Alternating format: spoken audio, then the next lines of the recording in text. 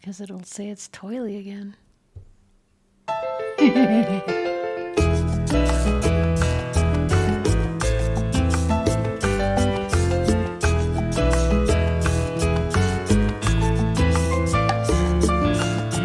Now. And hello and welcome to A Gypsy's Kiss. It's Friday Fenndango, and I am the Magic Treasure Princess and a life coach to the stars, Shelley Carney. Life coach to the rich and the famous.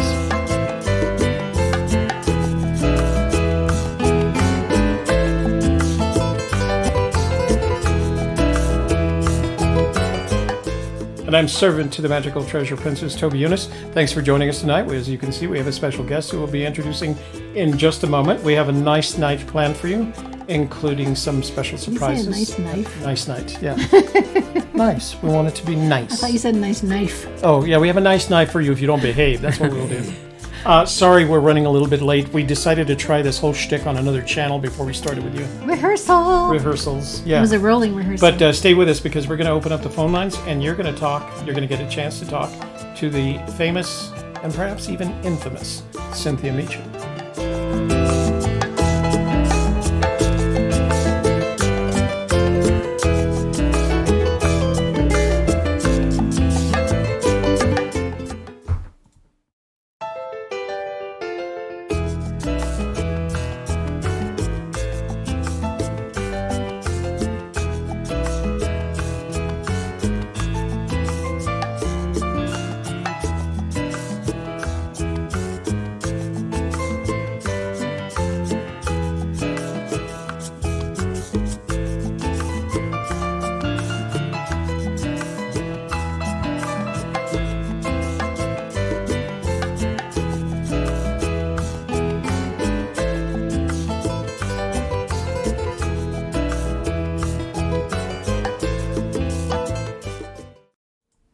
So I want to get to the fun stuff right away, at least the fun stuff that doesn't involve us taking off our clothes. But in order to do that, pardon me? That's for later. Yeah.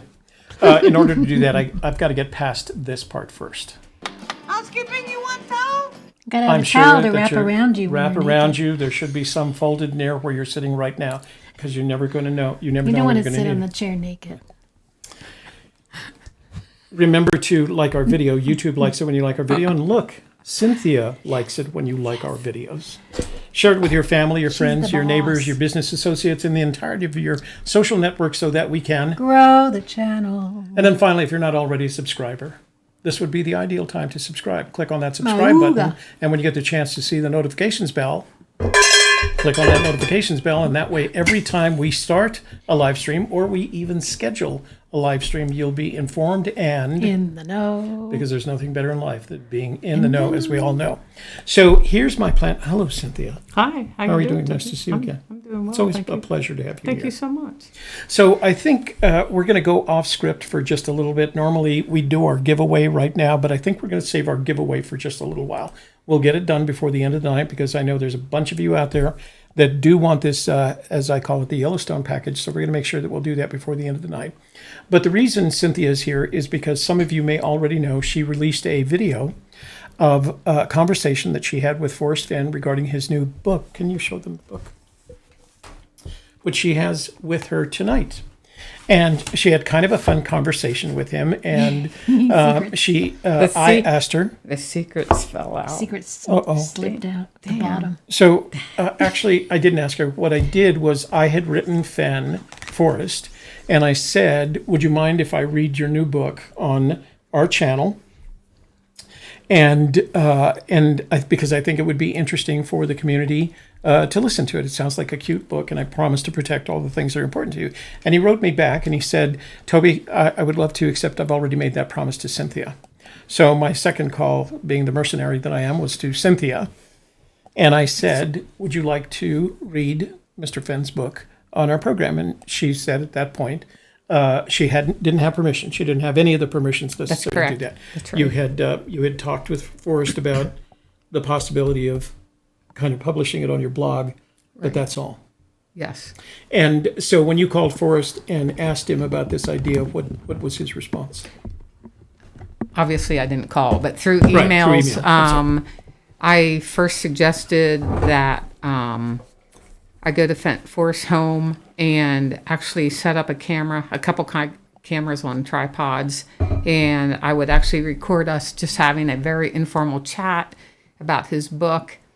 His reply was he was not really good to doing another interview through various emails. Then I said, well, I wanted something very informal, not really an interview. But the day that I actually went to Forrest's house to get the book and talk to him, at that time, I thought I would not be doing anything other than just talking to Forrest off camera with no audio. However, knowing Forrest, I went somewhat prepared. I took my little tripod and I had my phone just in case.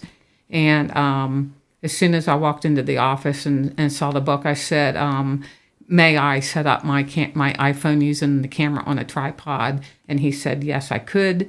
And so then that's what I did. And I mean, this was not pre-planned.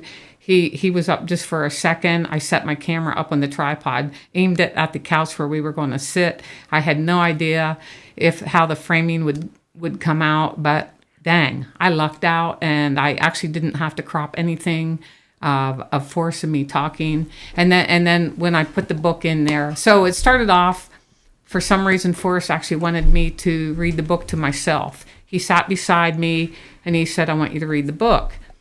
And I'm thinking, well, this is going to make a pretty boring video to all the people that watch this. You're reading the book silently. So here I am reading the book. And after I went home and I watched this portion, it's like I did not know that when I read to myself, my lips actually do move. So anyway, I saw much of the video. I thought it was really good. So then I did the blog article, I think the following day, sent it to Forrest for approval. He approved it. I published it. And then I think it was about 5 days later, it actually took me to edit the footage I had and then make the video that I just posted today on both Vimeo and YouTube.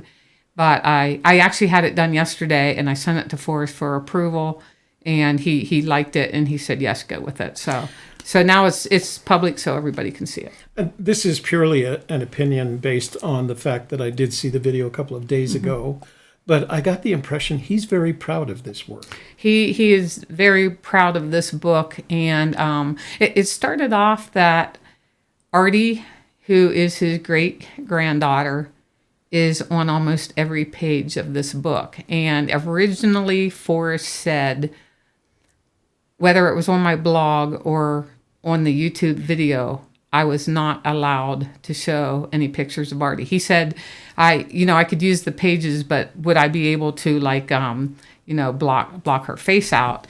And then this was still in the preliminaries before I actually went to his house.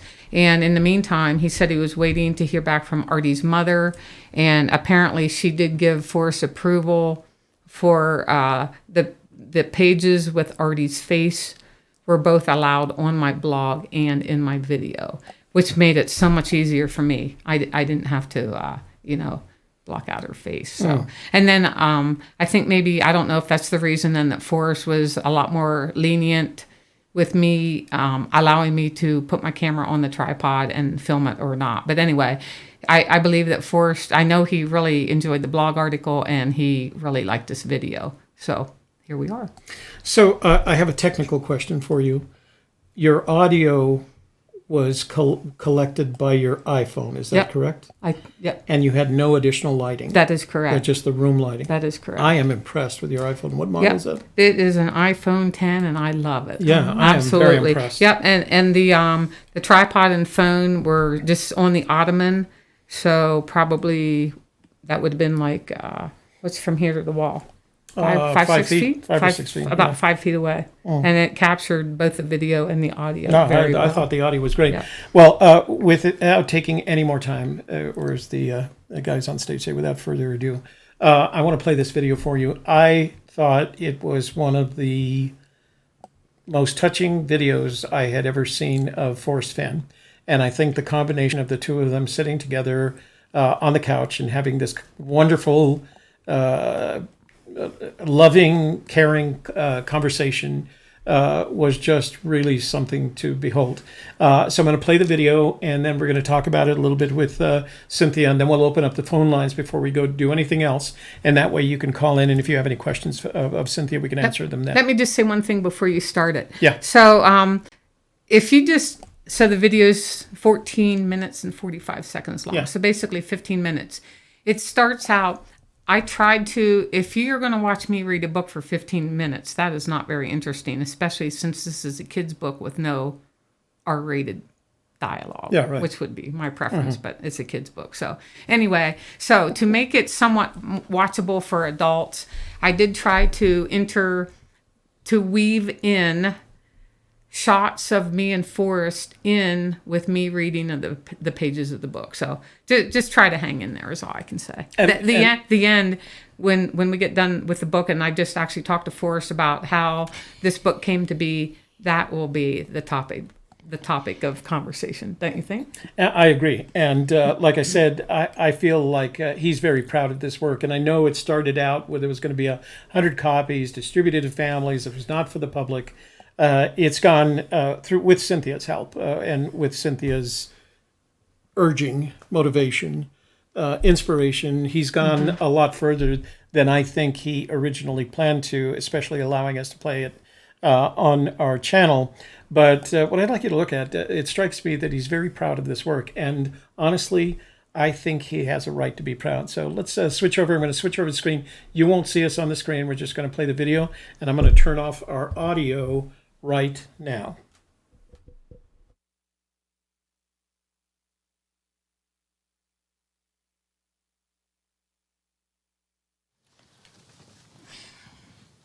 I'm sitting here with Forrest Fenn in his home, and we are going to talk about his children's book, Educating Ardi. But, oh my gosh, I have so many questions. Oh my gosh. This is wonderful. Now sit back and relax and read the damn book. Do you really want me to read it out loud? Man, I have to put my glasses on. I can't prepare it. Oh, gee. Well, but I have some really quick questions before I start to read it. Did Lou Bruno and Susan Caldwell help you with this? Yeah, they designed it. So Their I name's just, not on it. it's not? No. Why? There wasn't a place to put it. I mean, Oh, it's so, not a commercial. Read the first page. okay. Right there. The first page says, copyright 2019. This book is printed 100 copies, all rights reserved. This book is not for sale. Printed in Canada? What the heck? Why is it printed in Canada? Because they could do it in 5 days. Holy crap. So, oh my gosh, this is wonderful. Educating Ardi, and you did the stick figures, yes? By Forrest Fenn and Ardi. I won't say this. And then I Am Willie. Oh my gosh, this is so awesome. My question, I love the cover where it's like there's a cover on it and then you tore it and that's the title. Who came up with this? Susan? Susan, my That designer, is yeah. awesome. Gosh darn. Man, I need Susan to be my collaborator for my stuff. She is really, really clever. That is just incredible. I'm showing that to the camera, which I will redo at home. I'll probably redo all this at home. So, holy moly, Forrest.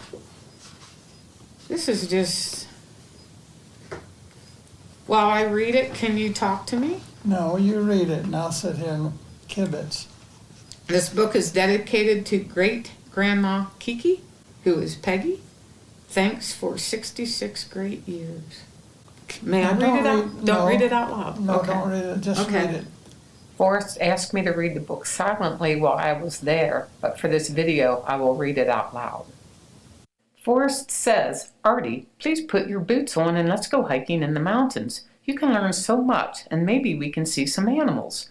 There are more than 60 kinds of mammals in the Rocky Mountains and over 280 species of birds. It will be fun for you to learn about them. Ardi replies, but great-grandpa, I'm just a little kid, and I've never been in the mountains before. What is it like? Okay. He says, but great grandpa, rabbits are out there. They can run very fast and they will catch me. Forrest suggests they take a picnic lunch and watch them run and play. Porcupets? Are you serious? Is this real? Baby porcupines are called That's right. porcupets. That's right. You didn't know that, huh? No. See? This is We're gonna educate this you is too. educating Cynthia. Yeah. Really? Wow. Oh my gosh, that's on. Who took the pictures of Ardi? Her mother. Oh, this is okay. Now here we are. You're directing this at me, talking about the black bears. Ardi says, but great grandpa, there are black bears in the mountains. What if they don't want me to be there? Forrest says, Ardi, black bears are the smallest species of bear on the continent. Many of them are brown, but they still call them black bears. There are about 9,000 of them in New Mexico, and their feet are as wide as they are long. They will shy away from us. You are going to learn so much. Who took the pictures of you? Lou.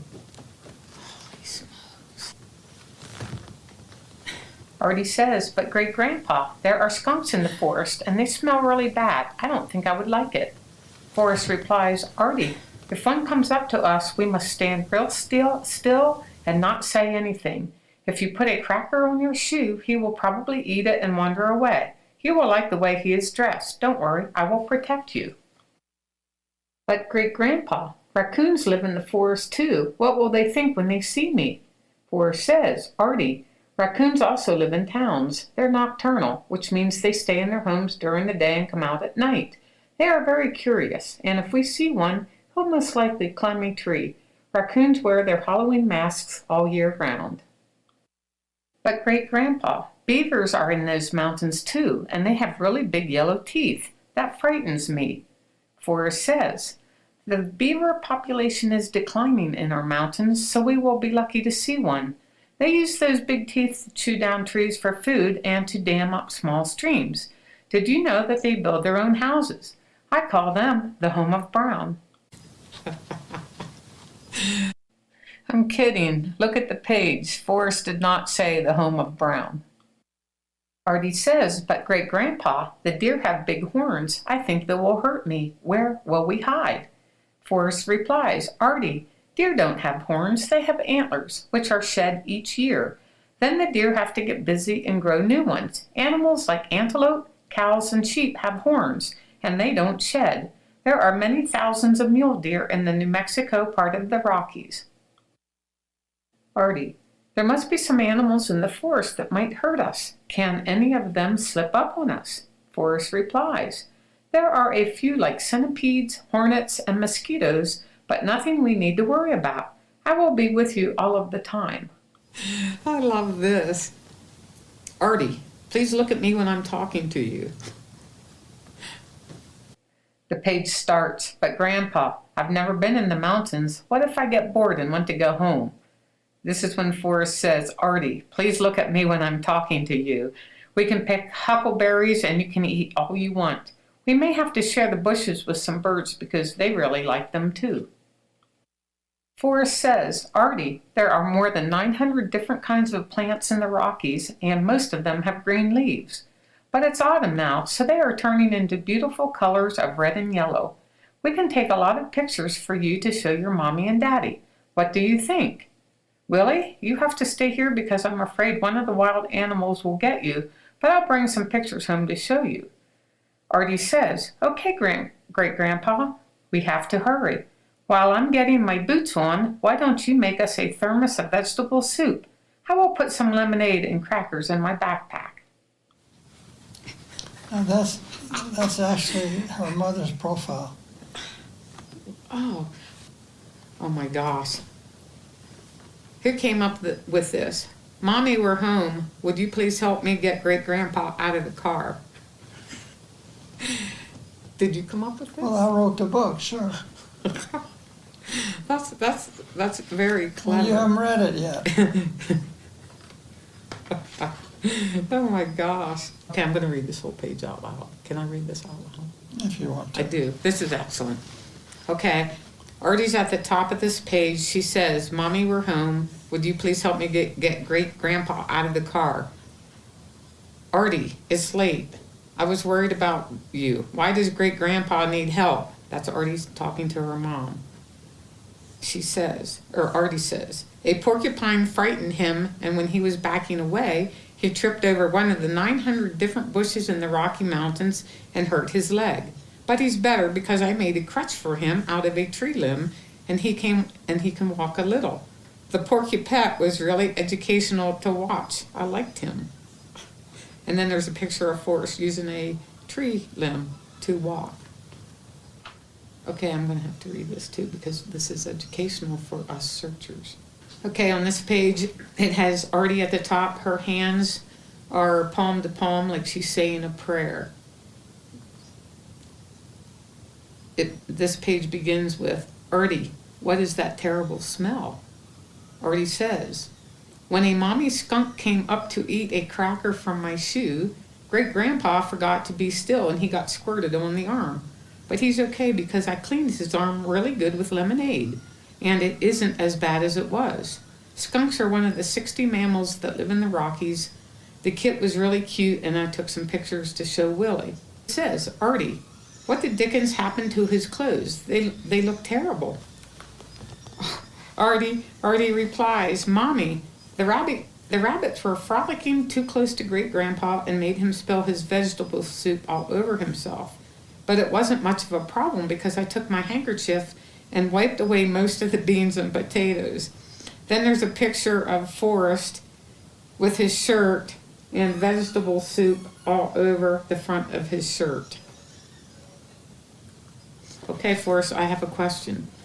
You say clean the skunk smell away with lemonade. Is this real? There's an old wives' tale that says if you get squirted by a skunk, lemon juice will take it off. But it doesn't really work because I experienced that one time. And in one of your books, In Too Far to Walk, you talk about it was your cruise liner on the Blvd one, maybe? Cruise liner on the Blvd. And it was Bip that got squirted by a skunk. And then they crawled in the sleeping bag. And didn't you say that the vet or somebody told you to use tomato juice? Well, I read that. Yeah, tomato juice or lemon juice. Okay. Several different things. But it was so. It didn't work for me. So. Right. Okay. So I wondered. I had always heard tomato juice, but okay, lemon juice maybe.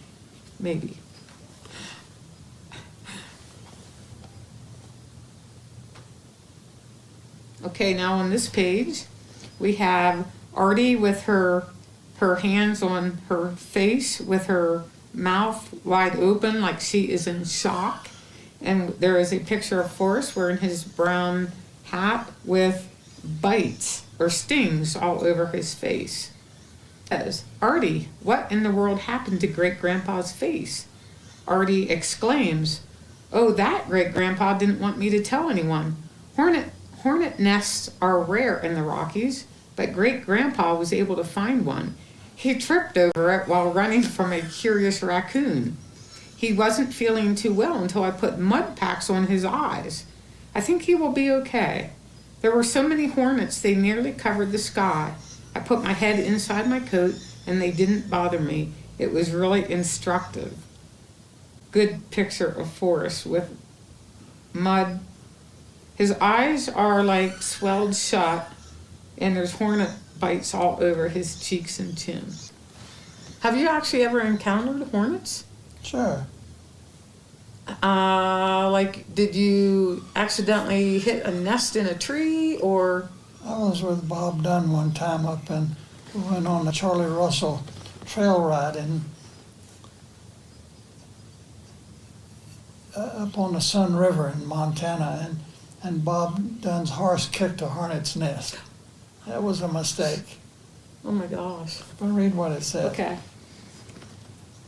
So on to the next page. It was fun watching the birds eat mulberries. Since great grandpa spilled his vegetable soup, I gave him some of my berries. I think they made him feel better.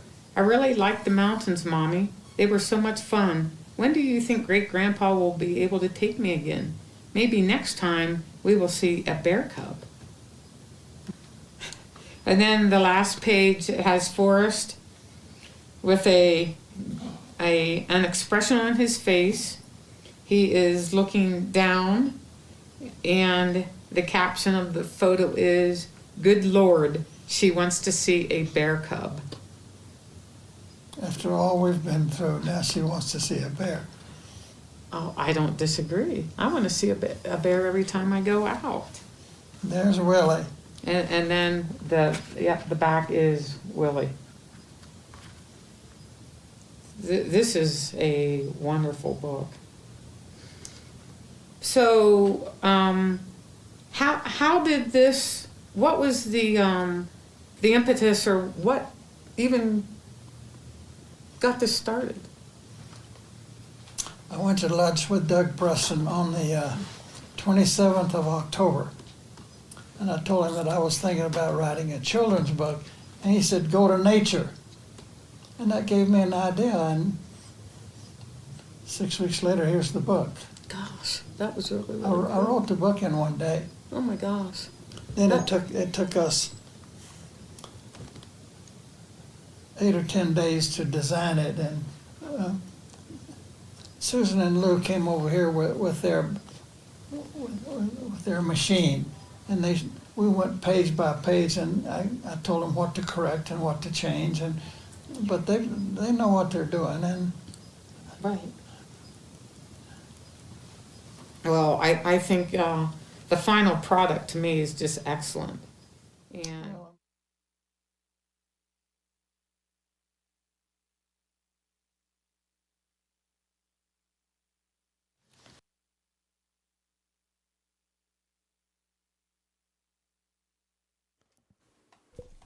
So that was excellent. Oh, well, and he said thank he you. wrote the entire thing in a day. Yes. And it took them 8 to 10 days to actually get all the footage and everything. Well, it was funny because what he said was they came over with one of their machines. Yeah. You and I both know that's either a big portable Mac or that's one of what the I big wondered. Mac iPads I that didn't- has the production software Yes, on it. So yes. And I that's what- did not ask him to specify what that meant, because I assumed he wouldn't know the technical part of it. But right. It was. It's an adorable book. Yes, It really is. yes.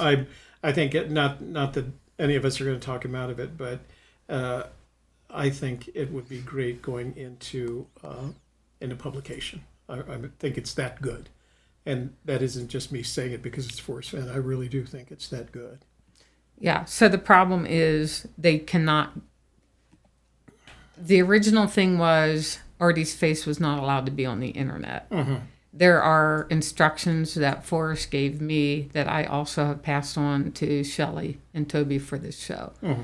So I had to agree. We would not say her real name. We will not say her last name.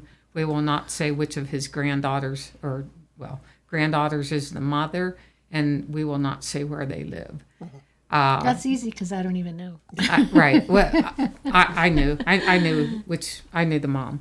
But anyway, and this is why this book will never be for sale. Forrest told me, which I mean, we talked a lot. Obviously, a lot of it's not in the video. I just put in the video what he asked me to do, which was read the book. So anyway, one of the things that I didn't show, but I can probably show. Should I show this to the camera? Which one? He Let me is see. keeping very, very strict control of the book, and it's probably okay to show this. I didn't put it in the video because if you want to see this, you have to watch Toby's show. This is the only place this page will be shown. So anyway, you can see, hopefully. So I'll put it closer. So show Got this, it. All right. okay? So you can see the title page has been dedicated to Cynthia. Forrest has signed it, and down here is number 27 of 100. So this is a numbered set of books that he's publishing, and he is reserving it for. So is that stick drawing in every book? Not that one. Not that stick drawing. that so one this, is- that was this customized one- to For me. you. this one is in the book, right? The top one is in the book. No, that's customized okay. to me. Oh, the one next to Ardi is in the book, or is that customized? Actually, I don't think any of so when I looked at this closer, he did this in blue ink, and this is blue ink, and you're this is right. blue ink. And he colored them. So yeah, those and are he all, always gives me blonde hair when I'm jumping over water to find the chest. So anyway, what I wanted to point out specifically was the fact that he has my full name on it with a number. This book, I believe, is 27 of 100. And he told me he better never, ever find this book on eBay. It better never be given out as a prize. This book is for me and me only. And he wants to keep very tight control over where these books go. Because this is definitely, he does not want any of this on the internet. So there again, I think his family has really, really learned the hard way over the last 10 years of what can happen to his family. So this is just a very, trying to avoid any of this that. is just a very protective measure that they have taken. So anyway. So you and I were having a conversation about the show, and you mentioned something that we saw in the video where he talks about a meeting that he had with Douglas Preston. Right. And you and I have talked in the past about how weirdly marketing that relationship is. So why don't you tell folks about what came out of that? Yeah, so one of the things that I found the most interesting during the time I spent with Forrest, and so I think my video is 15 minutes long. I was actually at his home for an hour and a half.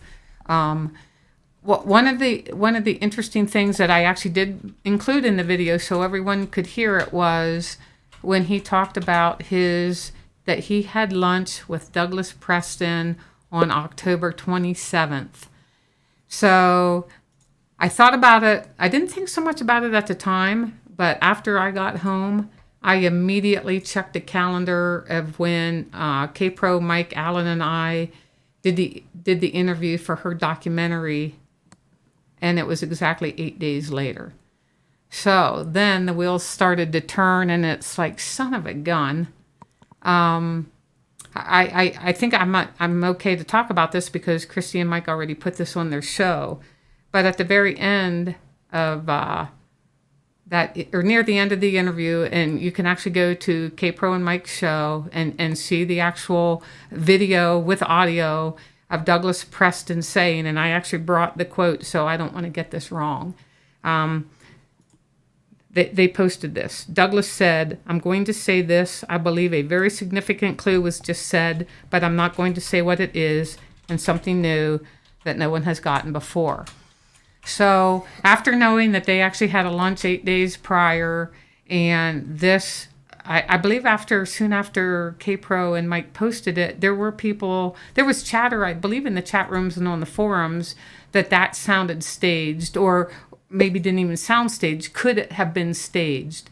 And at the time I thought absolutely no, because I had been there that day. We were all in Doug's office before Forrest even arrived. I was watching out the window. I saw Forrest pull up to the parking lot. I actually left Doug's office and I went out and I escorted Forrest into the room where the interview was conducted. So all along I'm thinking, well, there's no way they pre-planned anything. He just showed up and they didn't have any time together. Well, then after he said this about having a lunch with Doug, boy, I don't know anymore. So was something in that interview or just that one, that little tiny conversation that Douglas had, that Christy and Mike actually ended up putting out there, was that pre-planned? Was that staged? I don't know. But all I could remember, I attended the November 2nd book signing of the original OUAW at the bookstore. And Douglas Preston was at that one, and I believe he led off the discussion that night on the stage, and he talked about something like, Forrest told me not to say this, but there are hints in this book. Well, I think tons of people that were there or that saw it later on Toby's videos, it's like, oh my God, that was so staged. So, and we talked about it then. And we talked about it after this one, that right. there was a bit of staging it. So, and the idea that they had met 8 days prior to that right. would have given them the opportunity to have that conversation. Right. with a like, well, let's say something, really intriguing. And Preston doesn't, in my impression, I should say Douglas doesn't leave me with the impression that you have to work really hard at convincing him to be as mischievous as Fenn. Yeah. I think between the two of them, it's like two mischievous Exactly. preteens, playing games with the world. Yes. So Yeah, I just think that they really can play off of each other, and I was going to say that they're in cahoots. I don't really think they're in cahoots. I think they just like to have fun. Yeah. The fact that they knew way ahead of time. I mean, I believe this documentary was planned, I don't know if it was months in advance, but definitely weeks in advance. So, I mean, they knew that they were going to do a documentary. Now, they aren't going to know what questions are going to be asked, but as most interviews, a lot of the questions are the standard questions Forrest has been answering, for 10 years. So did they plan just to have Doug come out with this at the very end of it to make it sound more enticing for when the documentary does come out? I don't know. And I'm not saying that I have any inside information that this is what took place. It just made me so suspicious because as soon as I saw it was 8 days prior, and then I don't think Douglas is a very good actor. No, he's not. So it's like, No. my gosh, it's like me reading lines off of something. Yeah. It's like this was planned. He definitely has. I don't know. He takes stage direction really well. I and then think he so. stage directs it. Yeah, maybe. I That don't was know. our impression. I don't remember know. leaving that event that we had live streamed, the one on November 2nd, 2017. Yes. And Shelley and I were going Yep. on the way home. We're going like, no, that was Yes. staged. And you mentioned that you thought Shiloh had Yes. thrown in some one-liners Yes. that you thought. Well, Forrest had actually told us the following day there was a small group of us having lunch with him. And he actually, I mean, I couldn't believe how good Shiloh could ad-lib that during that book signing event. Yeah. And, I mean, he was so clever, and it's like, oh, my God, Shiloh's really funny. That was really, really very good. talented And then Forrest fellow. said, yeah, we planned it ahead of time. So, I don't know. How much is planned ahead of time? I don't know. Marketing is all about planning ahead It's of time. absolutely.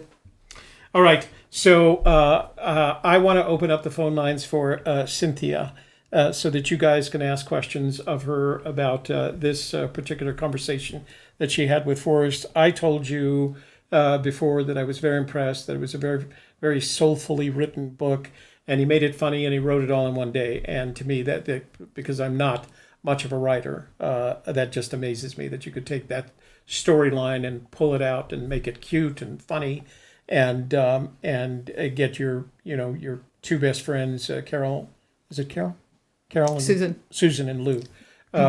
Knock it out and get it out, and the production time was 8 days or something like that. So, okay, but before I do Wanted that, it out for Christmas. before For his I family. Maybe, yeah. before I do that, I would like to do our giveaway. So let's do. Okay. Butt drums.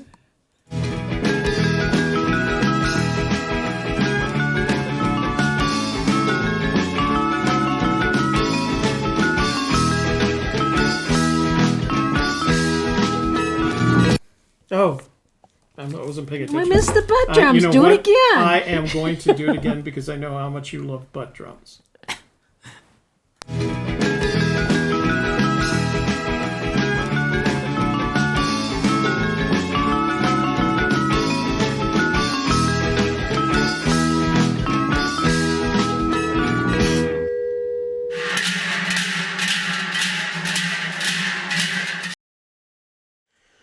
Butt drums.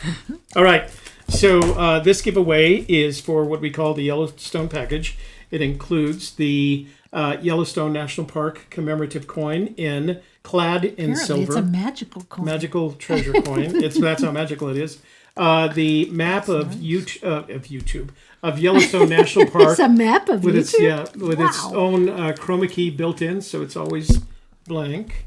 The photographing Yellowstone Park that I bought for myself at a cost of $22.95 and never opened because I decided, well, I'm not going back to Yellowstone anyway. So if you're going to Yellowstone, Unfortunately, it doesn't have any Forrest Fenn doodles. yeah, it doesn't have any. I did some. There are some Toby's doodles in there. No, there's not. No, there aren't. But we could put some in.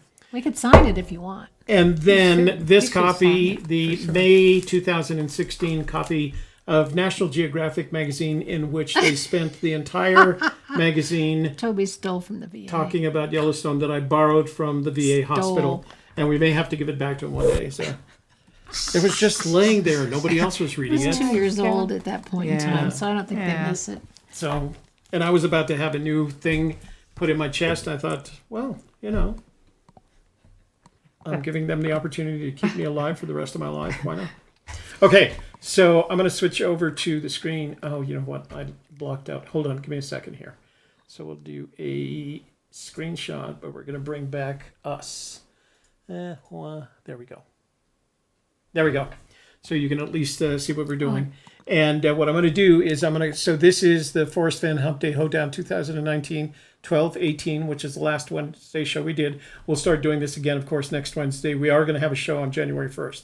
So I'm going to copy that link right there.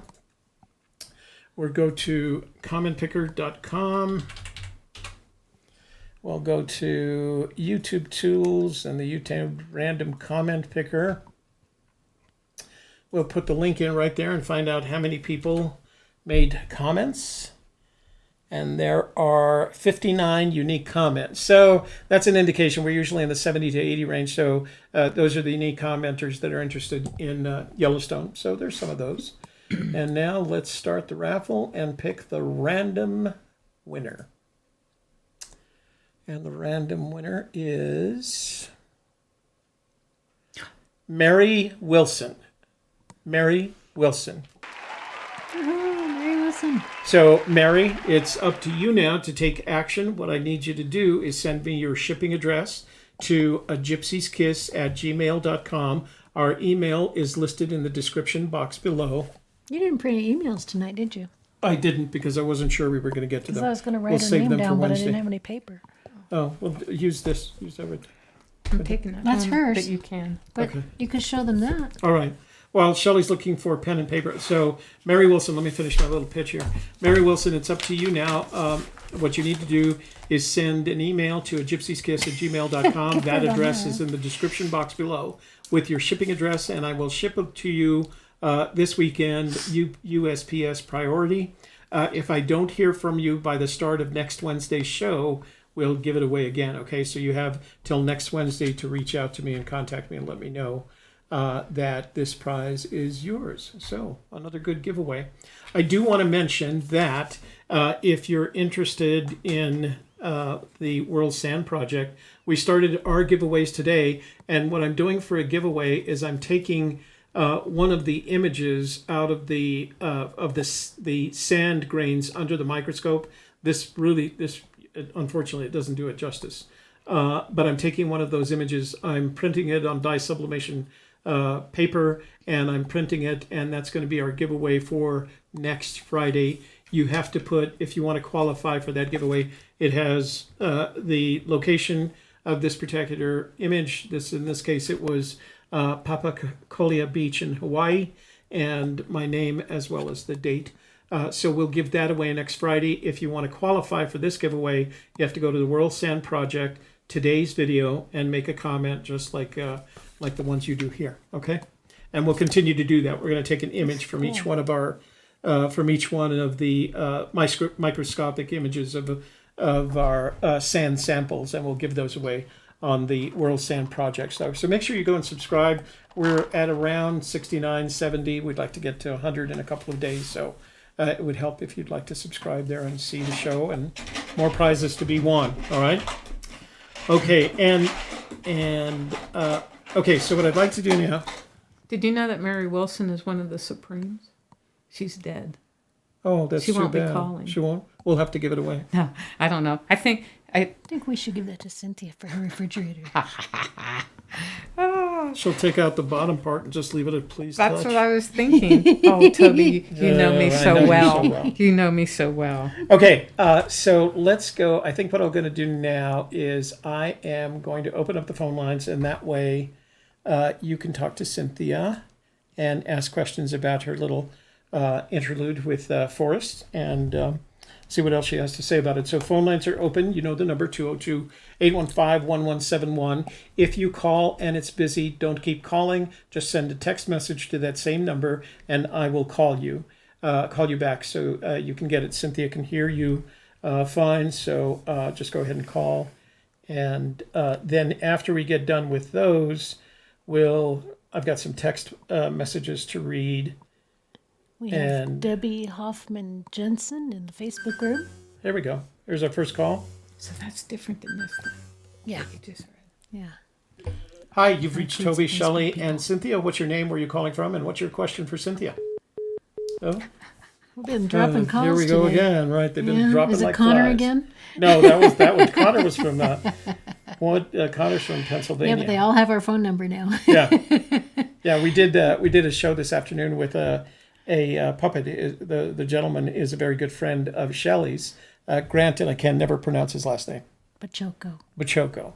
And he's a puppeteer. He's worked for all the famous puppeteering groups, including Henson. the Henson Group. And he has a puppet that he started about a year ago. Several years ago. And it's called Toiletty Paper. And he had it on YouTube, and it wasn't getting anywhere. And he went to TikTok. And on TikTok, it went from 0 to 2.3 million subscribers. 1.2 million. 1.2 million. Oh, okay. 1.2 million subscribers in about 6 months. And he's a master of using social media to get these kinds of things done. So we interviewed him on Shelley's show today. It was kind of cute. Anyway, we simulcast it. We live streamed it to his channel as well. And most of his subscribers are kids. So they showed up in our chat room, and it was pretty damn funny, honestly. It was a lot of fun. Hey, you've reached Shelley, Cynthia, and Toby. Check it What's out. your name? Where are you calling from? And He's what's your not a question puppet. for Cynthia? Can Can you hear me? Yeah, we can hear you fine. Yeah. Chat mail. What do we happen? All the calls are dropping. Okay. So Toby's hanging up on me. how hard is it?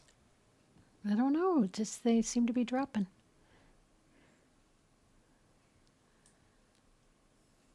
Well, it'll be a short show. It's okay. We got plenty of voicemails, plenty of emails. I didn't even print out the emails because I thought. So Sturmworm, you went on a trip out in the snow, and so he's saying it was brutal. So glad you made it alive. I think he was Back posting some of alive? his travels in Hope you had a Reddit. Merry Christmas anyway. Sturmore, were you posting in Reddit? Because I thought I saw it wasn't Sturmore of your name, but it was kind of the same story. Never call him a marshmallow. He hates that. Did Sturmore know that? No, Captain Marvel said Oh, Toilet yeah. looks like a marshmallow. Yeah. I said, never call him a marshmallow. He hates that. Kids Yeah. say that to him all the time, and he gets mad. It's, "Rrr." All right. Well, while we're waiting for calls, again, I'm going to leave the phone lines open, and I am. Are you sure that's the right phone? Yeah, it is the right phone, but it's somebody just sending me images that maybe is this. It might even be Sturmworm? Sturmore. Yeah, maybe that's Are you it. sending us images? Yeah. So let's see what we got. Toby, call them back.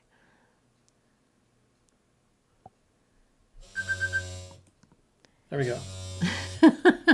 Lots of buzzing What going is on. all? Oh, you know what? Hey, you reached Shelley, Cynthia, and Toby. What's your name? Where are you calling from? And what's your question for Cynthia? Hi, Cynthia and Toby, Shelley. My name's Bertha Chacon, and I. Birdie. You go by Birdie, right? Yes, Birdie. And you're, if I recall correctly, you're new to the search. Yes, I am, All right, but well- not new. No, I'm new to your show, but not new to the Oh, okay. script. So, But what's your question? I was just wondering if she was. Is her search done over in Montana too, or Wyoming? Oh, thank you Cynthia? for asking. I did want to address this and I forgot. I never stopped searching Wyoming. I think after K-Pro and Mike put the thing out about the Douglas Preston thing, and then something about Forrest. I think the question was that they had asked Forrest was something like, where are the searchers searching? And Forrest answered, most of the searchers are in New Mexico. Something about Wyoming and Montana and northern Colorado. Why the hell he's been saying this, I have no idea. But didn't But- he and then also he say said- they were overlooking? Yeah, he in New finished. Mexico? He finished it with, they are. I think he was referring to the Montana and the Wyoming people are overlooking New Mexico. So then people are speculating whether or not I have left Wyoming to go back to New Mexico. No, absolutely not. I am still in Wyoming. I'm in southern Utah, and I've been watching your show and yet studying on the poem myself. But do you want a partner? Cynthia, are you asking Cynthia? Yes. What state do you want to search in? Southern Colorado and New Mexico. Oh, then you should. Toby and Shelley need partners for those areas. Oh, I searched New Mexico for almost 5 years, so I'm pretty much done. I'm pretty much done here. But thank you for asking me. You bet.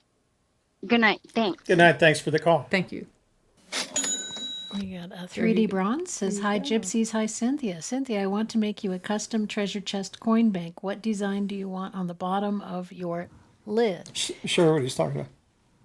So, Whoa, as you can see, that's the AGK logo on the bottom of the lid. that for is us. very, very nice. Yeah, you can have anything that you You want. can put your coin in there, Cool. search your coin, and then he's got his name in there, 3D Bronze. Nice. If you're really serious about this, I will take a. I don't know if that's an etching or what you call it. The picture would be a bison, buffalo. There you go, 3D. Do you want like the symbol? He does the symbol from Wyoming. Like Yeah, he's He actually has- got those little. He's got they a look symbol like little for Wyoming. trophies almost. That it's the symbol from each state, from each of the treasure let me states. see. Let me see if the I'll have to go bison to is his on, website and on check that. it out. Hang on. Okay, and what's this guy's name? 3D Bronze. We only know him as 3D Okay, Bronze. so Mr. 3D Hang on, Bronze. let me take this call real quick. Hey, you reached Toby, Shelley, and Cynthia. What's your name? Where are you calling from? And what's your question for Cynthia? That's beautiful. Hello? Hello? It dropped again. This one, what's going on? Hello? Let's try. Hey, Atlanta, you've reached Toby, Shelley, and Cynthia. What's your name? Where are you calling from? And what's your question for Cynthia? Okay, you're blocked. Why isn't that working? Oh, it's Lurker Mike. Yeah, he has a question. He was on Chase. He was on. All right. Harry's. Hey, Toby. Lurker Mike, a.k.a. Mike Nodine here. A question for Cynthia. What aspects of the chase does Forrest enjoy the most? Thanks. Am I to answer that right now? Yeah. I do not know currently what that would be. Maybe he has evolved, just like many of us searchers have evolved over the years. I know at one time Forrest really, really enjoyed engaging with the searchers, both through the emails and in person. I don't know that that's the case so much anymore. So I don't know. Seriously, I don't know what his reply would be right now after 10 years.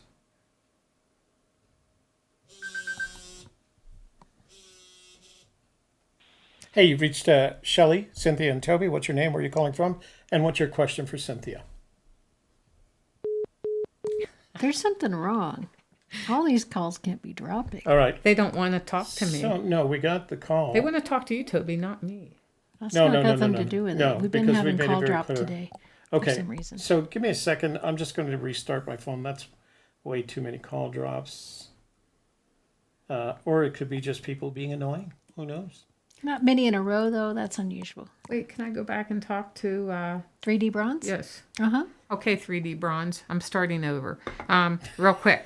If you're serious about this, a etching of a bison buffalo like Cody or surprise me. I love Wyoming. I don't care if the treasure's there or not. I love Wyoming so much that if it's anything that is a symbol of Wyoming, that would be fantastic. And 3D, you can ship You it can do to. roosters. You can certainly do You can ship it buffaloes. to our address. I don't want a cock on my lid. And then, She's showing me a rooster. hang on. Let me show you That what would be like a cock in my box, right? Yeah. it's our rooster. You're not a rooster. You've never said you're coming back with the treasure. So he's That got is these beautiful. new. I'm going to do a screenshot Wow. so you guys can That see doesn't it. begin to do it justice, not compared to seeing it in person. No, they really are. When you see them in person, they're amazing. It's the But he size has of a the new medium series right now. And then he's got a micro one. So that's the pendant that he gave Shelley, one of those There's pendants. the micro Oh one. man, that's really neat. And The pendant. then, Oh my oh, gosh. he doesn't have the coins up again. The Oh, that coins are gone. pendant was really Well, the neat. trophy too. ones? That Yeah. that pendant's a latch. Was it like the latch Yeah. from the chest? Yeah. Right. Did you What? wear your pendant? Are you really giving me Not this? I tonight. just saw that up there. Yeah, it's Yeah, yours. you can have that. Yeah. For All right. coming on so, our show tonight. That's your 3D, prize. what Oh, she thank would you. like on her, on the inside of her box, on the cover of her box, is a bison representing Wyoming, rather. And you can send it to our address, and we'll get it to her. How's that? Yeah. Cool. Because we Wow. see her. That's really nice. He's a very good guy. He's been Thank you very so kind to much. us. All right, let me open up these phone lines again, see what's going on.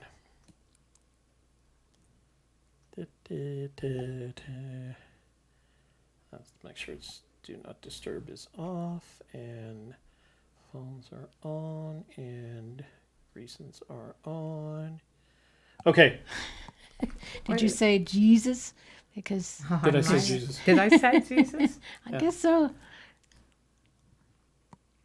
It is possible. It's possible. It is possible. Time out on Cynthia. Yeah, you must Yes. say. It's okay to say Cynthia Jesus. doesn't curse unless she's been drinking. I'm not drinking. And you're That's not right. drinking. I am She not hasn't So been you drinking. have no excuse. I am not drinking. So she didn't All right, curse. so the phone lines are open again.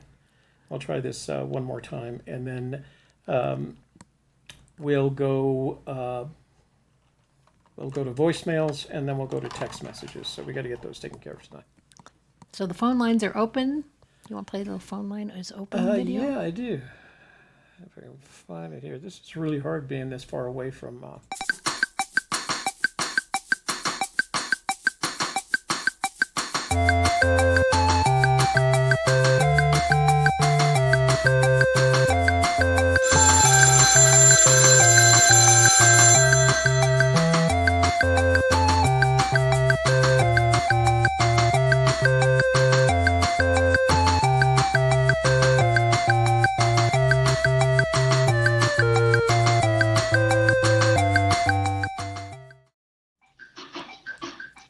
Where is that coming from? Their phone. Oh, They have their sound turned hey, up. caller, you've reached Shelley, Cynthia, and Toby. What's your name? Where are you calling from? And what's your question for Cynthia? This is Rio Rancho. Hey, Rio Grande Joe, how are you doing? He's a regular caller. Oh, real fine. You sound good. I don't know why the calls are dropping, but it sounds good over here. Yeah, I think it is. So, just remember to Email. turn off your audio in the background. Okay, I just did. Okay. So, what do you want to ask Cynthia while she's here? Yeah, I want to ask her how sure a percentage of her thinking that it's not in New Mexico. That's a very good question. I absolutely do not know if it's not in New Mexico. I'd say you have a 25% chance of it being in New Mexico. Yeah, I don't know. I just ran out of places to search here, and I think I've expressed this to Toby already and maybe some other searchers. I thought New Mexico was really an incredible place in the Rocky Mountains. I've been here for over 25 years. And Right. then I went to Wyoming, Montana, and Yellowstone. And Okay. I'm sorry, guys. Oh, That just so supersedes anything I think that's here. But that's me. I have no That's idea. you, I yeah. have no idea where it is. okay. Wouldn't you think you'd keep it close That's beautiful. since New Mexico's been good to Forrest?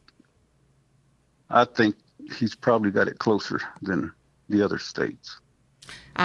Yeah, I mean, it definitely could be like that. But I'll tell you, one of the things that he and I just talked about when I was just at his place last week was because I've searched Yellowstone, or not searched, because I have hiked in Yellowstone so much of the time our conversations between Forrest and myself, we discuss Yellowstone. And I was just telling him for about the 100th time how lucky he was that his childhood, he grew up in the Yellowstone area. And so he and I talked Yellowstone, West Yellowstone, and he was saying that he really does feel like that's where he grew up from.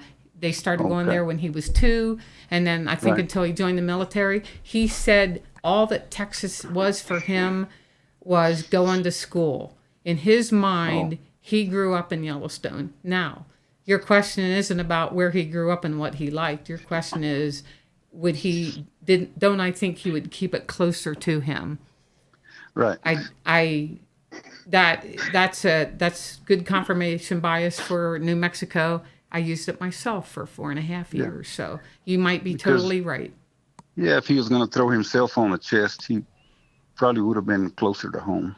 That's what I think. Well, the thing is, when Forrest first got cancer, when he thought he was going to die and throw himself on that chest, he was only 58 years old. Right. At 58, he had only been here in Santa Fe for 17 years. He came here in 71, 72. So he had only actually been here 17 years by the time he planned this. So all the people that they're saying, he's lived here, for however many years, 71 to now, Right.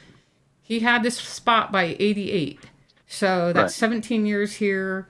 I think I knew Forrest I first met him and got to know him when he was 83. He was still quite spry at 83. Yeah. So I can only imagine how he was when he was 58 years old and got a cancer that he thought was going to kill him within the next 3 years. I think Forrest has so much confidence in himself and his abilities of what he could have done at that age that I don't think distance is relevant at all. But that's just me. I don't know. That's what I was trying to figure out, because we still got a lot of searchers in New Mexico, and I feel like it is in New Mexico. It could be. Yeah. And when they talk that somebody that he might have put it in a niche somewhere, well, you can't throw yourself on it if it's in a niche. It's got to be out in the open, big enough for him to get on it. Yeah. I'm thinking it's more like on top of a rock, covered up with brush, and he could do it that way. But but in the niche, if he can't fit in there, well, he can't do it. Yeah. That's my thinking. It's true. All right, Joe. Thanks for calling in and asking Cynthia your question. We hope you have a good night, and we'll see you next Wednesday. And good luck as well. Good luck searching wherever you go. Well, I've just been studying the poem so far. I hadn't had boots on the ground. I've been, like Toby says, I've been scouting a few places that match all the. I've at least matched 7 clues so far, but I can't disclose them yet. Yeah. Well, good for you, and good luck, and definitely be safe when you do go. Because he said all it takes is the poem in the book, and you could figure it out with just a poem if you was wise enough, or whatever he said. Yeah. But we'll find out. That's what it is. And as long as Joe's asked that question, where you start in terms of probabilities is based on what Fenn has said. You don't have to take my word for it. Start with 25%, the probability, 25% probability that it's in each one, that it is one or the other of the 4 treasure states, and then do the research that keeps changing that probability for you. So we're at a point where for the probability for us is 100%, but that's us. It changed for a while because I thought there was some probability that it might be in Montana, and so I modified it until I did additional research, and the research fell through. So that's what we recommend you do. Until you determine the level of probability, and then invest your time based on the probability. Yeah. And it tells you in there the answer to it. It says he put it below the Homer Brown. So if you can figure out the Homer Brown, well, you got it. Yeah. And Joe, one advantage you have over people like me, because I started searching in 2013, I actually spent my first year or more along the Rio Grande. Yeah. I searched the whole gorge area, almost all the way from the Colorado border all the way down to almost to Espanola. So you have an advantage right there. So that cuts a lot of the Rio Grande is out. not. So the Rio Grande is not at halt. So that's not it. That's not it. I mean, sure. he said he already ruled out the Rio Grande. He ruled it out. Yes. Anything near it, so you can save some time right there. Yeah. Yeah, that's true.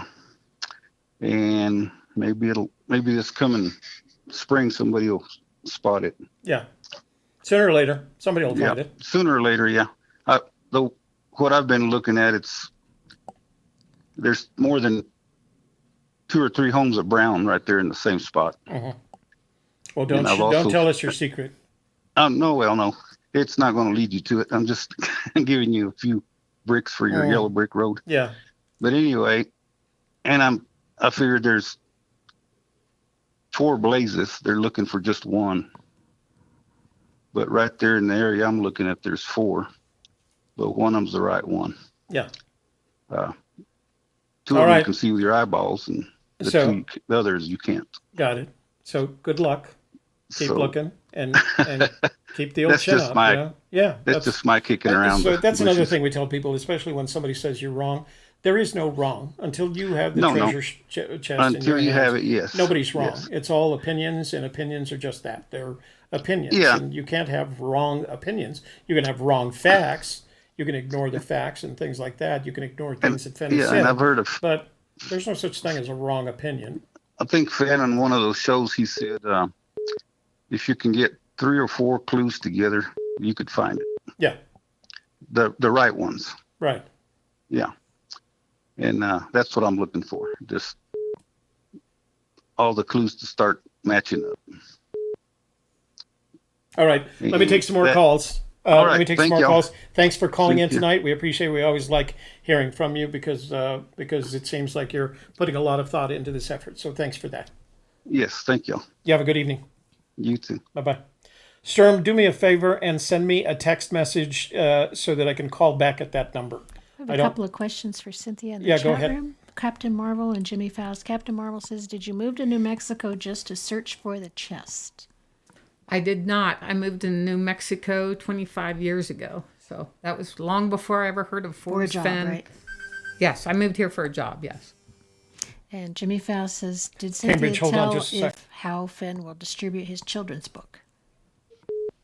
I do not know how he is going to distribute the children's book. Very, Cambridge, just very hold on. carefully. Mostly to family, you said? It's yes, family. All right. I've got a call for us. Hey, Cambridge, Ohio, you've got Shelley, Cynthia, and Toby. Where are you calling from? What's your name? And what question do you have for Cynthia? Lynn, Cambridge, Ohio. And my question is, how many times have each of you had boots on the ground in your search? You want to go first? I've been 34 times in all 4 treasure states and Yellowstone National Park. Do you want to go next? I don't know. How many have I done? 12 times in all 4 treasure states and Yellowstone National Park. For Shelley. That is too cool. And Let's hear Cynthia, from the rest of them. Cynthia, how many times? I have done over 100 in the state of New Mexico over 4.5 years. And I started searching Wyoming, Montana, the end of 2017. Mostly 2 years, 2018, 2019. And I believe I must have, I don't know, I go for a week at a time. So you got about 5 days, 4 or 5 days of searching each time, 6 weeks a year. I don't know, what's that come out to, 50, something like that? Mm-hmm. I don't know. A lot. Yeah. I know a lot of places where it's not. So, yeah, I think we've all, and I think one of the things that you learn is that, people say, well, those are all boots on the ground failures. No, what you find out is that each boots on the ground event is the opportunity, more than anything else, to refine your thinking. The first thing that you're going to find out is that the problem in terms of physical space is much bigger than you can imagine. And secondly, that your first theory, whatever it was, is going to be wrong, period. I can almost guarantee that. But you learn from that, and then you go back. And, we've been to the Rio de los Pinos probably 6 or 7 times. And each time we learned something new. And the what keeps us going out there is we stopped looking for the treasure. We started looking for things that helped us understand Fenn and his clues. That will lead you to the treasure. So I never think of the amount of time or money or effort that we spend as failed, an investment in failure. It's an investment in education and learning. And it gets us to the point where we are now, which is we're just not looking. We haven't stopped the treasure hunt, but we're not looking because we need to refine further before we invest more time, money, and effort. So. Well, we truly enjoy how much fun you guys are having with this. and we're planning our first trip in the spring. This will be our first time searching. So we're looking forward to it. Where? Will you say what state or not? Oh, I don't have a problem with that. We're going to start in New Mexico. Oh, Okay. good choice. That's the Yep. most rational choice. And then you can move on from there if there are things about New Mexico that you say to yourself, no, we use, is it Fenny enough? Yeah. And there are places that we've got in New Mexico that you'd think would be obvious, and then you get there and you go, no, man, this is just not Fenny enough. And one other thing I'd like to say for all the people searching New Mexico, I think it was back in 2017 when Forrest came out with the not clue, but one of the rules is that it's not in the desert. How did he say this? If your area looks like the desert, get a new area. Get a new area. So, right. so one of the things about New Mexico, it is very, very diverse here, and there's tons of mountains north of Santa Fe that look just like pine-covered forests in Wyoming or Montana or Colorado. Yeah. So all I'm saying is, for the people, and actually this applies to almost any state, they all have very arid areas where it does look like desert. Oh, I just as a reminder, remember Forrest has said in 2017, if your area looks like the desert, get a new area. So whatever that means. All right. Well, thank you for calling in. We appreciate you taking the time. We hope we've answered your questions. And good luck. You have. And we so enjoy listening to you. Thank you. It's our pleasure. If you find yourself around Bernalillo when you come out towards New Mexico, let us know and we'll have some coffee with you. That would be great. Thank you. My pleasure. Right. So I want to answer Deborah Jensen's in the Facebook room, and she's got, I don't know, 5 or 6 questions. Debbie Hoffman Jensen is in Facebook. You guys can't see them, but I can. She says, AGK, have any of you searched near Heart Lake, New Mexico? No, we haven't. And part of the problem with Heart Lake is it's not accessible. There's no trails. There's no forest roads. There's nothing that gets you close to Heart Lake. Certainly not within a couple of miles that Forrest would have required in order to get the treasure there. So it looks nice on the map, but it's very, very remote. Arlington, Texas, you've reached Shelley, Cynthia, and Toby. What's your question for Cynthia? Hey, Toby, it's Wayne Ross. Hey, Wayne, how are you doing, sir? I'm doing very well. Cynthia, are you prepared to take a couple of hard-hitting questions? Yes. What do you got? So I love all your work. I appreciate all the things that you do. And the three of you guys are my favorite people in the search, along with K-Pro and Mike. And thank you. That's very kind. All of the good Finn tubers. They all are bringing many things to the table. Enjoy the new people as well. But Cynthia, I bought your book. Thank you. Between your book and things that you and K-Pro and Mike have talked about, or I've heard K-Pro say, and things that I've heard you say on other people's shows, you have given me 3 major areas that I feel like are really important in eliminating some of the areas of the search states that won't, or some of the search solutions that won't work. So one of those is in your... Uh-oh. What happened? Okay. Okay. Oh, am I back? Am I gone? Yeah, you are gone. You said one of your, and we lost you at the end of your. So I'm sorry. One of your comments in your book that you have made is that you definitely now feel that home of Brown does not refer to a structure because, Forrest made the comment originally. I thought that the treasure was not associated with the structure, and then are you losing me or am I? No, we can hear you. I'm listening. Okay, so that the treasure itself was not associated with the structure, but then some of the things he said, like in the interview he did with the German Playboy article, I think it was, that he made the comment that somebody said they were looking under a wagon, and he said, I already told people it's not associated with a structure. Or one thing there was, I don't think of a wagon as being necessarily a structure. But aside from that, he was talking also, someone said they were looking somewhere for a home of Brown, and he said, I already said it wasn't associated with the structure. So is that a definite feeling that you have? Yes, I stand by. So there was a little bit more information around that in my book. So, I mean, you have the book, so you know. So what the other people that don't have the book don't know is the story that went with the conversation where Forrest told me that. And I don't have that book in front of me, and I cannot recite it from heart. Yeah, So I don't either, and I'm don't, sorry. you know, all I can say is that I have impeccable notes from every visit that I have had with Forrest. So I stand by everything that is in my book. So I have, as Toby knows, well, and I appreciate that. I mean, and I can tell that you do feel that way. I just want to make sure I'm interpreting what you said accurately. Yes, you did. It doesn't And mean, then, yes, and then that is that my also applies interpretation. to all 9 clues. Is that not correct? That is my interpretation.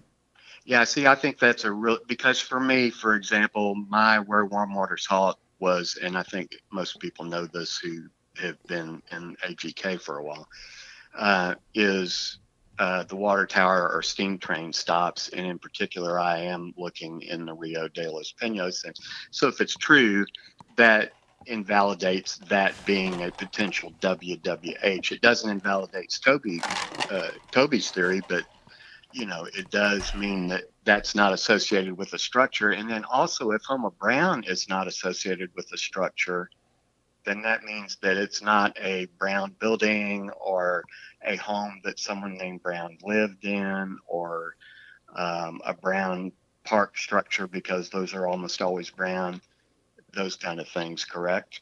Well, I agree with what you just said, that sentence. But one of the things that I want to expound on regarding the people who have had this discussion either with me or just amongst themselves before about the home of Brown and the structures is, and I put this somewhere, but I don't think it's in my book.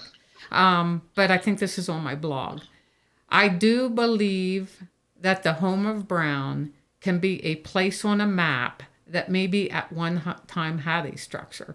And my 2 examples are Beatty's Cabin was an old cabin in the Pecos Wilderness, like from back in the 1800s.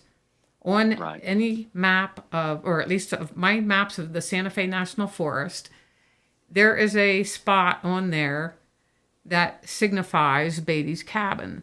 Now, Beatty's Cabin burned down, and I thought it was never rebuilt, but I've been told, yes, it was rebuilt. It might not be at the exact same footprint that it was before, the same foundation. But regardless, whether or not there is a cabin whether it was rebuilt or there's never going to be a cabin there, on that map, that will always be called Beatty's Cabin in that meadow. So, to me, it's not that to me, I would still use that as a home of Brown, because Beatty's Cabin is a place on a map, whether that cabin is there or not. The conversation I had with Forrest Fenn was different. I was using a CCC cabin that was there at San Antonio Hot Springs. I think it was built like, that would have been back in the 30s probably, right? That was like, or World War II, 30s, 40s, whatever. There is no, I mean, maybe there are maps that show that there, but once that cabin, falls to the ground and goes back to the earth and it's on its way, that place isn't going to be called the CCC cabin. So, but at the time, the solution I was sharing with Forrest that day when he said, don't you remember, I said, it can't be associated with a structure. I was actually referring to that CCC cabin as my home of Brown. And by the way, I actually looked in the basement through all the cobwebs and everything. It gave me the creeps, but I did it. Well, I think that's a major, I think that's an important thing to, think about when you're looking at your solutions. So and it is something that's making me look at a lot of other alternatives. Between that and tip your toe in it, which I still am not sure whether, Toby, you were joking about that one the other night. I don't know how seriously to take Forrest when he's telling Scott that, but then also you and K-Pro. So I just kind of like, wow, I just can't picture that being geographically precise unless it's a pool of some kind that is. And what is warm, even in that case, still a little bit too subjective for me. Does that just mean melted if you're, at that elevation in the Rocky Mountains? So, I'm concerned about that. And then the final one, though, and the main one that I think is a little bit unclear, and I'm going to go ahead and ask you, even though I hope you don't resent me for it. What is the deal with the brown trout? Has Forrest told you that none of that is associated with brown trout? No.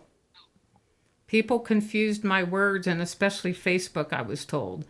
I actually had someone that sent me an email with a quote that what came from Facebook, where they said, they quoted me as saying, I think that Forrest had told me in an email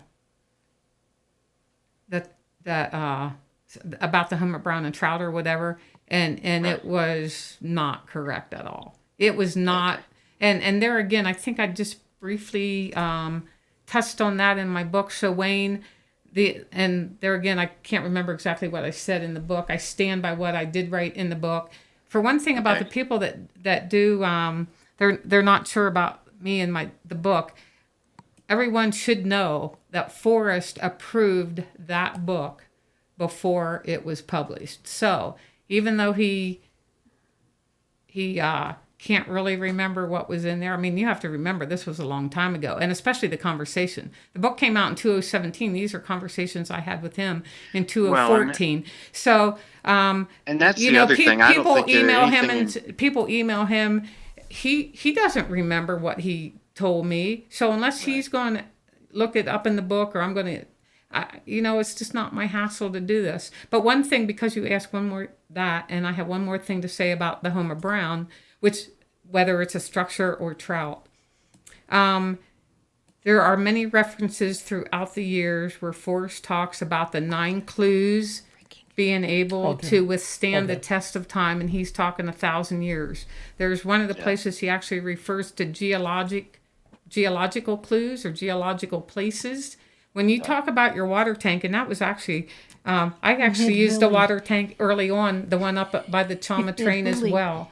So all I can say is, for everybody that wants to use some kind of a structure, and there again, I believe the place is significant. You could use the place, but the structure itself, when that Chama train, I'm not sure which water tank you're referring to, but the one I'm referring to that one. That one at Chama. Not at Chama. I'm sorry. I'm referring to the Osher. one at Osher. That's Osher. And that's the one I was going to use at the midpoint. Right, and I considered that one at one time too early on. So when that train stops the stop running, sign is right in front of it. So what about when that train? What about 200 years from now, when that train's no longer running, that thing is dilapidated, and that tank is no longer there? You don't have a structure anymore. So that's all I'm saying. Think about things like that. But that's me. Right. No, I understand. That's just my interpretation. And I think your book is, I totally believe in your integrity. And so, no, I've never questioned your book, but it's been a while since that came out. So I didn't know if you had evolution in those ideas since then. So I appreciate your comment on that as well. So, all right. Thank you, guys. Thank you, Our Wayne. pleasure. Good Thanks, luck, Wayne. Happy holidays, guys. Okay. So I'm going to let this go for just a second. I was hiding that guy that was raising Cain, and I accidentally hid Hooli. So Hooli, I will. Let me see. How do I get her back? I didn't cuss again. Question from somebody's attacking you, and they keep coming back with a new name to attack you. And I went to close it, and by the time it changed, I don't know who it is because they come back with a different name every time. Okay. Stacey Harwood has a question for you. Cynthia, have you searched the North Fork out of Cody, Wyoming? Hooli, I want you to know that wasn't intentional. I was trying to handle the Illuminati guy. The North Fork of the Shoshone? Is that what she's asking me? North Fork of I think that's probably. I will say yes, I have. I think it's a man. Stacey Harwood is a man. But that's an okay person, right? Yeah. It's just Stacey can be a man or a woman. But I got I you. think is a man. Yes. I haven't searched the North Fork. I have. Yes.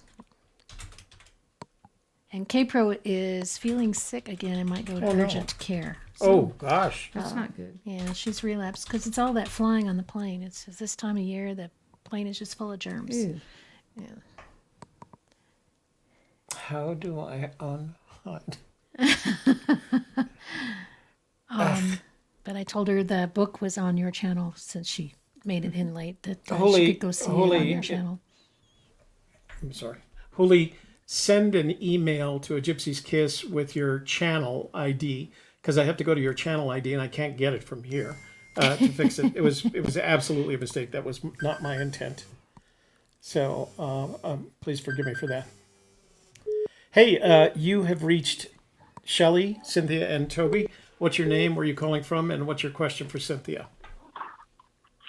This is Wade. I'm calling from Arkansas. Wade, how are you doing? Nice to hear from you. Wade's from our member vault. Oh, that Wade. Hey, Wade. Hey, how you doing? Turn your audio off in the background for me, would you please? Okay, can you hear me now? Yeah, we can hear you fine. Yeah. Hey, I got a question kind of for Cynthia. I was having a hard time trying to find somebody to search with, and I'm just kind of maybe saving you and Cynthia some time on this. Can you kind of explain to people why you don't need partners or why you do it by yourself? You know, because you get so many people calling in and asking, whatever reasons you might have. I don't know if remember, but I texted you a few times and tried to get you as a search partner. But to Cynthia, it was just one of those things. Yeah. Yeah. I thought your name sounded familiar. Forrest told me years ago, I actually used to search for other searchers that had reasons they couldn't come to New Mexico and search. They would send me their solutions, and I would go there if they gave me a GPS, I'd go there. I'd take photos of it to prove I was there, but the chest was not there. I did this for about a year. Forrest gave me hell. He said, this is going to come back and bite you. So I stopped that, and I understand that you're not wanting me necessarily to do that. There are a lot of people that just want to partner up, share our ideas, and go. Forrest, so it's contradictory because he tells us not to go alone, and then he also tells me not to have a search partner, which he didn't really have to tell me because I didn't want to have one anyway.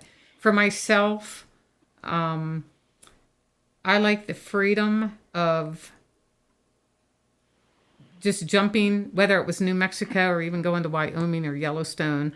I like the freedom of the spur of the moment, jumping in my truck and going. I have heard of other people, when they team up with someone, they always have to get the other person's permission to go, or they have to be able to both go to their search area at the same time. I don't know. To me, that it's a hassle. And even if you're really flexible, I just absolutely do not want any kind of a search partner. I might never, ever find, well, I don't think most of us are going to find that treasure chest, including myself. I mean, I don't want people to think I'm sitting here thinking that I'm going to go get it. And that's why I don't want someone else. That's definitely not the reason. I just like the freedom of being alone, and I absolutely like the quietness and the solitude of being alone. Until I fall in a creek, get shot at or whatever, and then I always wish it was someone else there with me. I will be more. Get stuck in a mud puddle. Yeah, I'll be more. Oh yes, that scared the hell out of me. I'll be more careful in 2020 though. But thank you so much for asking. Yeah, and that's just to keep people from asking Free you too, hoolie. because I'm sure you'll get calls every once in a while. Yep. Yes. And I did buy the book. It was Beatty's Cabin. Yes, Very I have interesting it. I book. have it as well. Yes. Nice. Then one of my salts actually ended up going up the Pecos River clear to the headwaters, and there's actually some ponds up there that are like, it seems like heavy loads in water high at the very end of the... How far did you have to hike to get there? Because I'd be interested just in doing a hike there, not searching. I actually did it on Google, and you can actually see the two headwaters. Oh, So there's okay. actually like ponds up above Yeah. where it would spill over. Yeah. And it's up near the mountains, so... Yeah. A lot of getting into the Pecos, it's not real accessible depending on where you want to go. Yeah, that would be the other thing that would be really inaccessible to get there. And Right. Forrest, he did it within a day, and it's like a 14-hour hike or something like that. Yes. So Yeah. okay. Well, thank you for your time. I sure appreciate it. Thank you. Thanks for calling in, Wade. We appreciate it. Godelcon says Cynthia is the LS, lone searcher. Lone searcher. So, guys, that I is am really true. trying to get Huli back. That is true. What happened was we were all responding to that, and he's back again. They took care of it. They're on it. Okay. Well, we were all on it at the same time, and by the time I got to it, it had scrolled down one layer, and that was Huli, and I deleted it. So, Huli, let us. So, I don't have an email from you yet. In order to fix this, I have to get to your. Have you considered if the poem is encrypted? I have to get to your channel in order to fix it, and I may not be able to do this until this is all over tonight. Go ahead. You had a question. Why don't you read that out loud, please? You want to read it? Who's it from? Ron Martin says, Cynthia, have you considered if the poem is encrypted? I think I've considered everything that everybody else has considered for the last 10 years. I don't honestly think it is, because Fenn, when asked who his audience is for his poem and the chase, he talks about every redneck in Texas without a job, a pickup truck, and 10 kids or whatever. So, and then there's another quote somewhere where he says that the poem can be solved by an average person. I know he used the word average. So, of course, and then there's the other quote about you don't need the ciphers, Bible verses, riddles, drones, blah, blah, blah. I don't actually think it is, but I don't have that treasure chest, so who's to say? I certainly would not say that it's not. Yeah, and all of this we can only speak for ourselves, right? Right. The only people. We did get an email. God. What? The names this person's coming up with. Oh, is he If still you on? see any names in names? all caps, you're getting banned tonight. Yeah. Hey, buddy, missing- I'm not sure. Oh, It's real That's easy. the person? Yeah. Yeah. They keep coming back with a new name. You can keep coming back. We can just keep banning you. So you're going to have to keep making new names. Waste of time. This all goes away after this goes into production. So we have a question from California Jimmy. Merry Christmas, Shelley and Toby. And thank you for everything. You're the best. And to all a good night. Just a few quick questions. Did Rick, Illinois Ghost, ever share his secret Fenn map? To the best of my Not knowledge, with no. us. Not with me No. either. Yeah. I don't think he shared it with anybody. Have you shared what word you think is key in the poem? I think it's treasures. Shelley thinks it's Secret. Go. go. Wow, you got a third opinion here tonight. That's really cool. And do you have some thoughts on what the unstated clue is that few people are focusing on? We don't believe there is an unstated clue. What does that mean? I don't Is know. that the thing that's significant but no one is thinking of? Is that what they mean? I don't think so. Oh, okay. He used the word clue. We don't think there is an unstated clue. An unstated. Okay. Like where he would park his truck at Okay. So Holly, a museum or something. Holly's trying to get back in. She's so cute. Hang on. Let me see if I can fix Holly. We need Holly. We need all the moderators we can get tonight. Okay, so let's see. Oh, we can go back there. Okay. So for those of you who did not get a chance to see Cynthia's video, it is on her YouTube channel. Where can they find your YouTube channel? Cynthia Meacham. On YouTube. What's the name of it? Cynthia Meacham. Oh, there you go. So just subscribe to Cynthia's YouTube channel and click on the bell to get notifications whenever she releases a new video. That's what I do. And so I knew immediately that it had come out. Be like Shelley. You know, that's a good motto. Yes. Yeah. Be like Shelley. That should be the new slogan for 2020. I like it. Be like Holly, I did Shelley. get your email message, and I'm working on it right now. Hey, you've reached Shelley, Cynthia, and Toby. What's your One where you paper where are you hanger. calling from? What's your name? And Hey, what's your what up, question for boss? Cynthia? Oh, it's Yeah, a it's a sternworm. So, how did your treasure hunt go? Oh man, it was brutal. I'll tell you what. It was one hell of a day. Oh. I made it out there. I had 10 minutes to look. You know what they say about searching on the winter solstice. Yeah. Not enough daylight in the, in the Right. day. Well, But yeah, so sicker than a pup. So here, Sicker. Yep. so let's look at it from this Did you get perspective. sick from the cold or from germs or what? all of the above. You name it, Shelley. So the question then is, what did you learn? I mean, what I learned is maybe bring a brighter flashlight next time. No, I'm talking about The looking weather. for Forrest Fenn's treasure. Go in the summer How solstice what did instead you of the learn winter about the one. clues and Forrest Fenn and help? Oh, absolutely help others? nothing. Really? All I learned is that I need to go back. There you go. And somebody do Hello that. and Oh, welcome to the man, softer hold on. side. Oh, that's me. Ooh, Be like Shelley. my heart just jumped. Did it just jump when we did Yeah, the show? I need that playing on repeat for bedtime every night. That was lovely. So, but yeah, so I called in because I just have one quick question for Cynthia. It's Okay. been something that's been eating at my mind for the past couple of years. Yeah. That I've been in the hunt. Basically, you know that news interview article or whatever where they went out with Dal and Cynthia, BOTG. Yes. Oh, ABC Nightline. There's that Nightline, yeah. that one moment, and I must know, Cynthia. Did you or did you not see bronze? I think I see What? bronze. You were. I remember the scene exactly. It's right at the beginning of the video that they made, and you know how they take B-roll and they Yes, kind of yes, plunge it up at the yeah, front. yeah. There's a point at which you're looking under a bush towards Yeah. what looks like a cliff face. Yes. And you say, "I Yes. think I see bronze." Yes. Mm-hmm. Do you remember that? I do That's remember the that. one. And, Did you see and Molly was there with me. Yeah, Molly, exactly. my dog, was there. Okay. No, I think I saw rocks and mold, fungus. I don't know. I definitely did not see a bronze box. Okay. And you weren't prompted to say that whatsoever. It was just. I was not prompted. Actually, I was not prompted. That was one of the. That was. People think that was staged. The area that we took them to was staged because they could not get a permit. We actually wanted to take them in Yellowstone National Park. We got there thinking that's where we would go. They had to have a permit. They could not get the permit in time to shoot inside Yellowstone. Mm-hmm. So Dale had to come up with something that he was familiar enough with to actually make it a decent solutions to the poem. And so that's why we went to Grayling Creek. I loved it. It was the first time I ever saw it.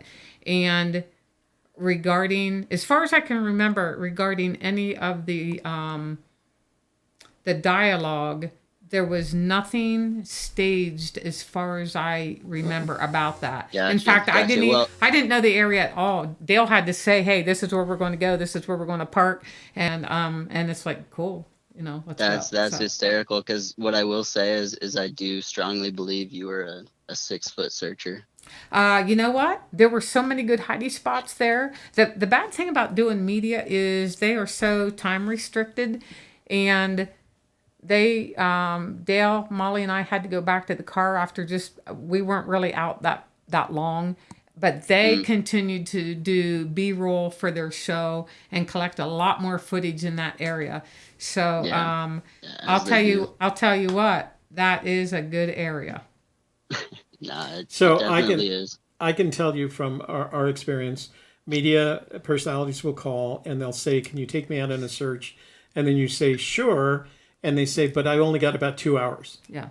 And what we've done in the past is we've always said, "We will, if you go to our search area, it's a full day effort." And out of all the times that we've said that, one of the journalists has taken us up on it. Everyone else goes Gotcha. like, "Oh, I'm sorry, I just don't have that kind of time." Right. Well, next time you get a request for that, send them my way. I'm quickly running out of friends to sacrifice to the treasure gods. Take them out, huh? Yeah. Yeah, and they really don't One, care. yeah. They just need they need either footage or shots, And a story. right? And Yeah. and they 'Cause really there's no story. you can take them up. Somebody earlier asked, "Have you ever been up Canyon Road?" You could take them up to the end of Canyon Road, and it's remote enough that that would be okay with them because they'd have Right. pictures of And you as walking long as I through the yell, I canyon. see bronze. Yeah, then yeah, exactly. Perfect. All right. Well, I appreciate the time. I'll let you know next time I go BOTG. And Cynthia, if you are the 6-foot searcher, I might be willing to toss you a nugget. Oh, thank you. I Nice. so appreciate that. Well, Sturm, we're just happy to hear from you because I can't tell you how many people say they're going out to find the treasure, and we never hear from a Tenor. Those are just a bunch of cowards. Yeah, Like, yeah. I've got no always been problem eating crow. Hey, well, no, I've eaten crow 34 times. So My question: do you live up there? he lives in. I think he's in Up where? Oregon. Oh, where do you live? But you're going to go. I live in Seattle. Okay, but I used to live in Montana. Okay, but you're going to go boots on the ground there again this summer. To that area or not? Well, hopefully the hunt will be over by summertime. All I was going to say is get a hold of me. Email me if you're going to be in the West Yellowstone area, and maybe we can at least have lunch or dinner. If you'd like to. Yeah, I'd like to taste one of your margaritas. Okay, let's do it. She's a lot of fun to be around. All right. Well, okay. Hey, thanks for the time. Our pleasure. Thank you for calling, sir. Yeah, man. Take care. Bye-bye. Hey, I need to show you this real quick. That is the Wyoming State Searcher coin. It's beautiful. All right. Do you want that on the Yes. inside of your coin? Okay, 3D. I just showed her the Wyoming State Searcher coin. She would like to have that on the inside of her of the cover of the box that you sent her. We have a question from Tony? Tony Rusi, yeah. Cynthia, have you ever seen Forrest slip? No, he trips every now and then I think he over his means feet or Willie, but verbally. I haven't seen him slip. He means verbally. That Tony, that's really a good question.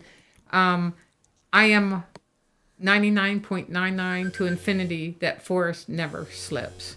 Forrest, even at almost 90 years old, is still so sharp. And Davio, hold on for just a second. Let her finish. It's really funny when the media. I know two different instances now where the media they're interviewing Forrest and then they write their article. And one of the last ones, which was only a couple months ago, when Forrest took the guy to his kitchen, had a map spread out, and then he traced the Madison River with his finger to Baker's Hole. You guys, anybody that thinks that's Forrest slipping and giving you a clue, I'm sorry. I don't think there's much hope for you if you think he's going to do that with the media. The other one was Ralph, and it had to do with also the webcams, I believe, of West Yellowstone. No. So the webcams over Old at Faithful. Old Faithful. Oh, okay. So Ralph is thinking he got the Forrest. Yeah. So this was a magazine journalist a year or two ago, and he also was so sure that Forrest slipped and gave him a clue.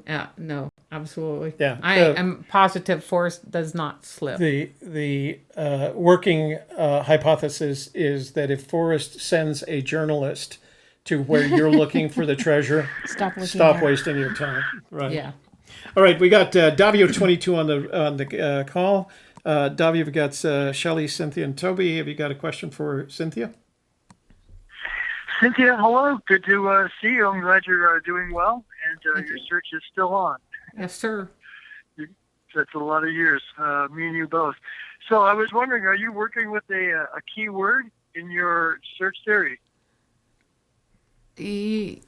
I worked with a keyword for the poem that takes me to my search area. And she stated it earlier. Excellent. And have you found anything interesting about page 15? In TTOTC? Yes. I don't have the book in front of me. What is page 15? You don't have to read the whole. It's the page that Davio has used to. This is Davio we're talking to, right? Yeah. Oh, it's this one. This one. Yeah. Yeah, it's the one all in bold, and he's found certain hints and clues in there. And I was wondering if that was something that you were looking at. Not currently. I have before, but I actually could never really tie it into where I wanted to go.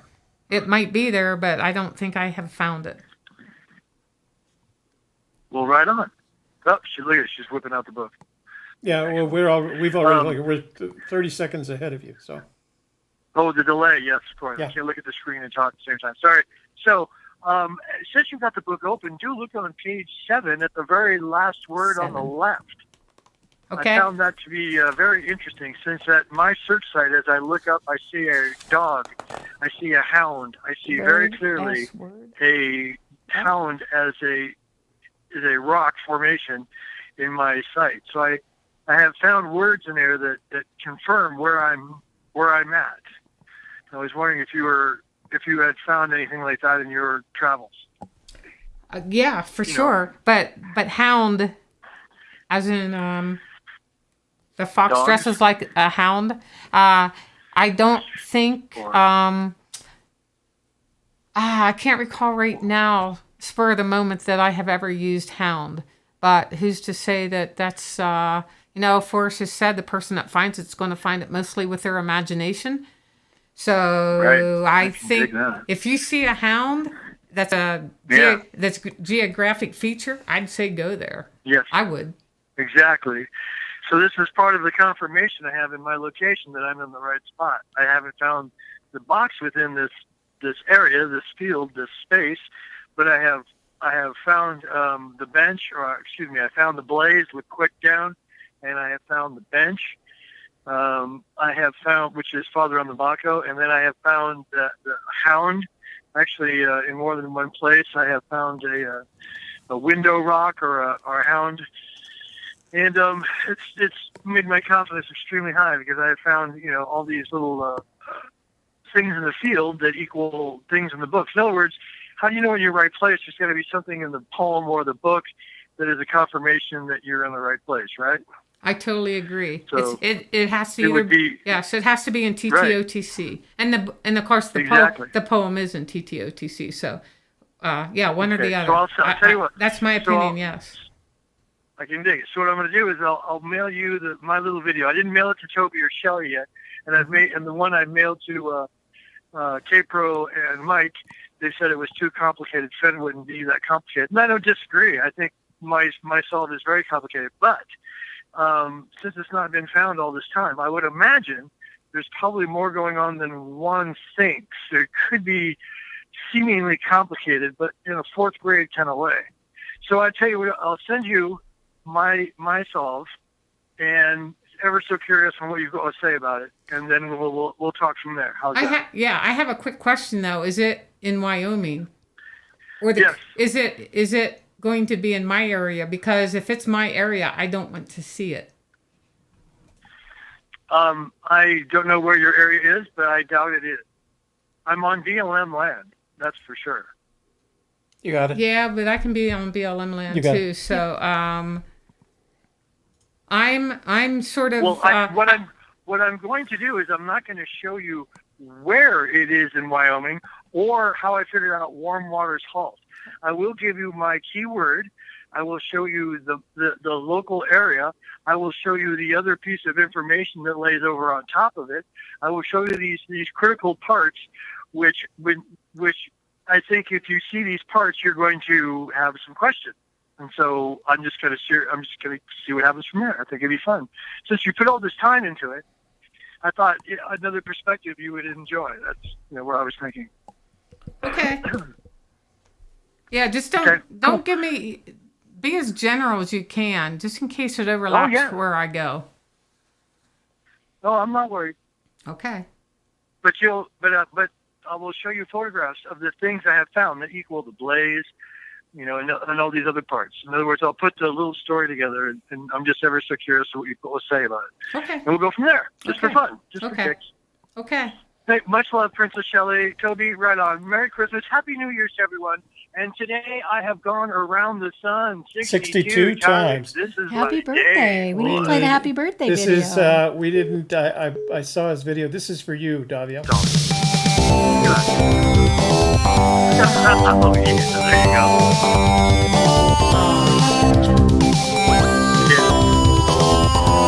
there you go. Let's go down.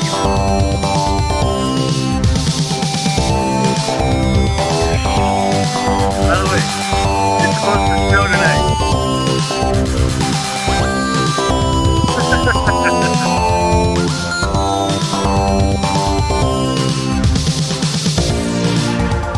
There you go. Happy birthday, brother.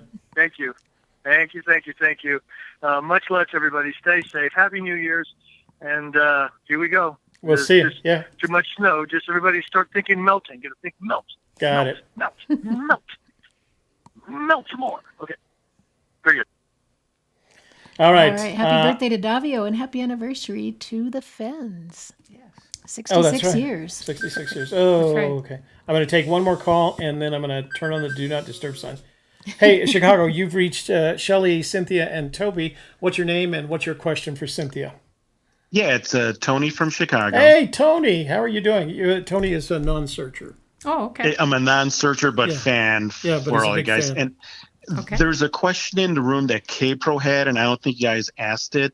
And K-Pro's question was, at Gypsy Kiss, ask Cynthia which quote she thinks Douglas was referring to in the interview.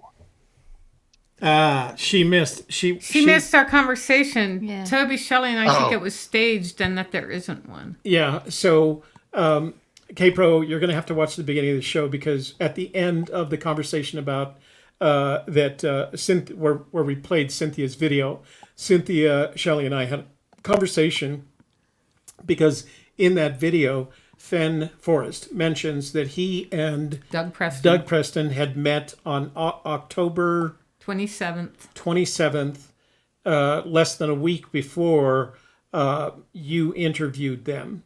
And the conclusion that we came to was that they had that opportunity, the two mischievous senior citizens had the opportunity to plan that little head shake of Forrest's. Thank you. Thank you, he said. So we thought it was all staged. She says, "Ha ha, great answer."